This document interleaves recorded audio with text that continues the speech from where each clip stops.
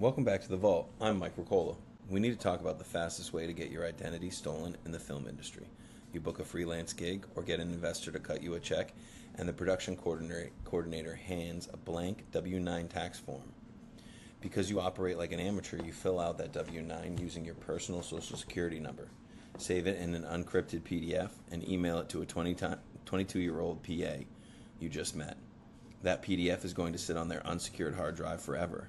You are begging for identity theft. You cannot operate a business using your personal social security number. You need an employer identification number, aka an EIN. But if you try to get one, you're going to walk into the second trap. When you form a single purpose entity or your holding company, the incorporation website will try and hit you with an upsell. They will tell you that getting an EIN is a complicated tax procedure, and they will generously offer you to do it for only $79 or even $100. This is a total scam. An EIN is simply a social security number for your LLC. It is issued directly by the IRS, and it is 100% free. Paying a middleman to do this is a tax on filmmakers who don't know any better. Inside the vault today, you aren't getting a contract. You're getting an SOP, a standard operating procedure.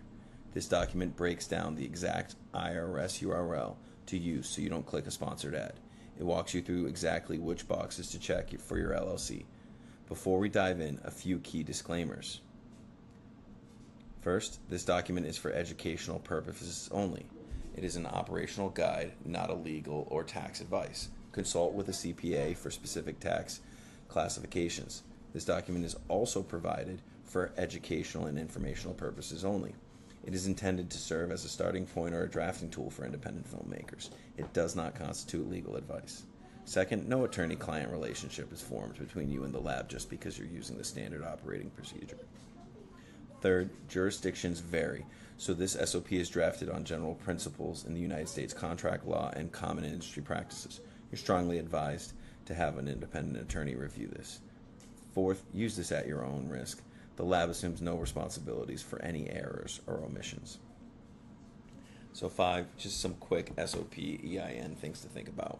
1, the identity shield. An employer identification number or an EIN is exactly like a social security number, but for your LLC. Once you have it, you never have to put your personal social security number on a W-9 or a vendor agreement again.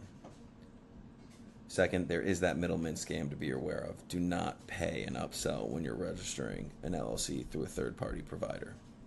So with that all aside, let's dive in. So this is your standard operating procedure for acquiring an EIN. The prerequisites are: first, you must have already filled out and filed your LLC certificate of formation with your state.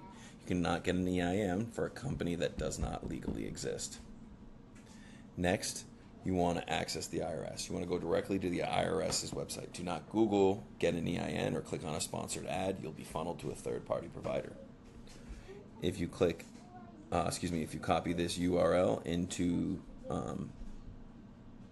Google, you'll end up over here at the IRS website, which we'll show you in a second. Second, initiate the application. So one thing to remember is it is only open through 7 a.m. to 10 p.m. Eastern Standard Time because it is a portal. So what you do is when you type in the URL, you'll scroll down and you'll see this blue button here, apply for an EIN. Click there, it will give you important notices. So what you want to do is begin your application.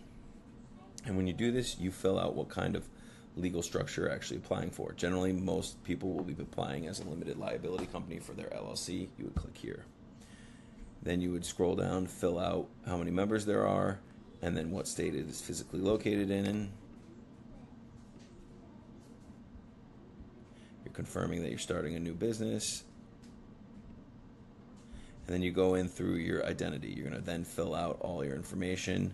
You're going to fill out your social security form. You're going to fill out your first name, your middle name, your role. Then you're going to continue.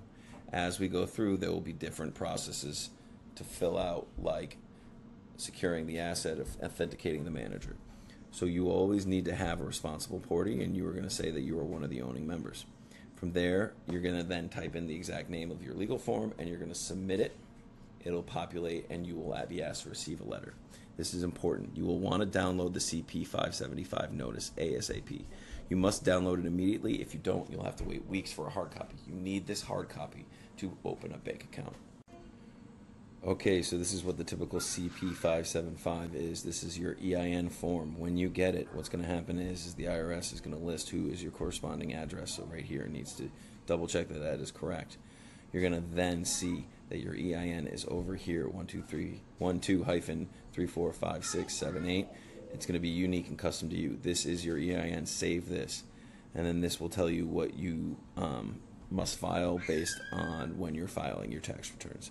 So this is what a EIN form looks like, a CP575. Save this and keep it secure on your hard drive.